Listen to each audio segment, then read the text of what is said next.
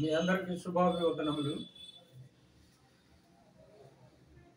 జ్ఞాపకం చేసుకుని వలన 2 పేతురు పత్రిక 3వ అధ్యాయం 2వ వచనము మీరు జ్ఞాపకం చేసుకోవాలి. మనం జ్ఞాపకం చేసుకోవాల్సిన విషయాలు.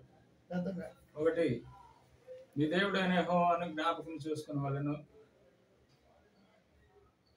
ద్వితీయోపదేశకాండం 8:18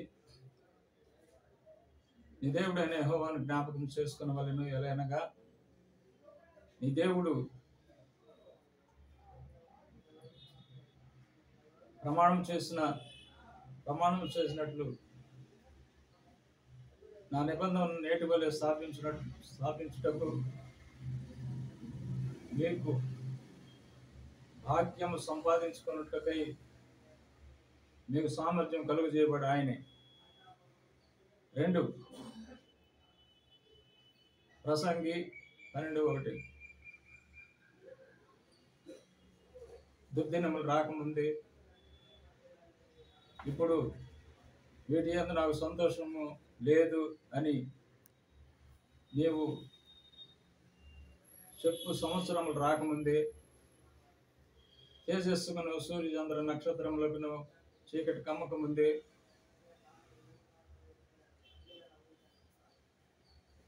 వారం వెలిసిన తర్వాత మేఘములు మరలా రాకముందే నీ బాల్య తెలములో ఏంది నీ సృష్టికర్తను స్మరణకు తెచ్చుకున్నాము. 2 యెహోవా ఆజ్ఞలను జ్ఞాపకం చేసుకుని వాళ్ళను. సంఖ్యాకాండము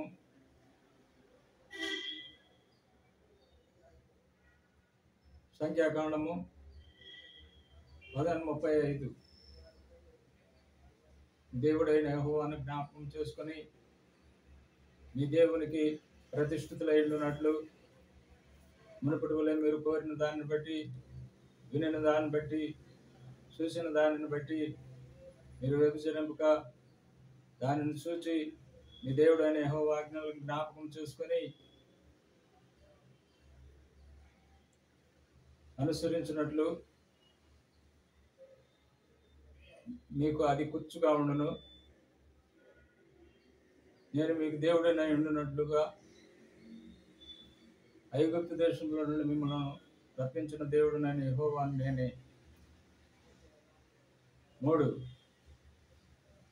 ఆయన ఆశ్చర్యకార్యములను ఆయన సూచక్రియలను ఆయన నోటి తీర్పులను జ్ఞాపకం చేసుకొనవలెను.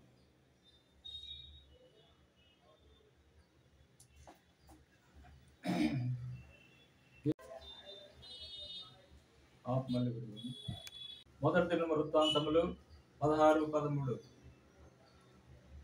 ఆయన చేసిన ఆశ్చర్య కార్యములను జ్ఞాపకం చేసుకుని ఆయన సూచక్రియలను ఆయన నోటి తీర్పులను జ్ఞాపకం చేసుకుని ప్రభు అయిన యేసు చెప్పిన మాటలను జ్ఞాపకం చేసు. అపొస్తలుల కార్యములు 20:35 మీరును ప్రయాసపడి బలహీనలను సంరక్షింపవలననియు పుచ్చుకొండ కంటే ఇచ్చుడు ధన్యమని ప్రభు అయిన యేసు చెప్పిన మాటలను జ్ఞాపకం చేసుకోవాలనియు మీకు అన్ని విషయంలో మాదిరి చూపితున్నాను.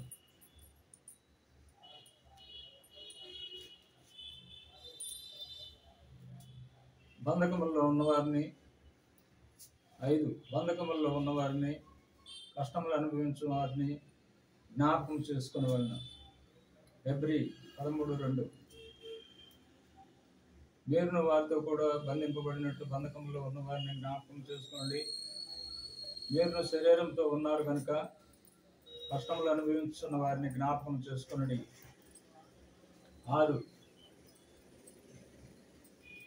మీకు వాక్యమును బోధించి మీ పైన నాయకులుగా ఉన్న వారిని జ్ఞాపకం చేసుకున్న వాళ్ళను.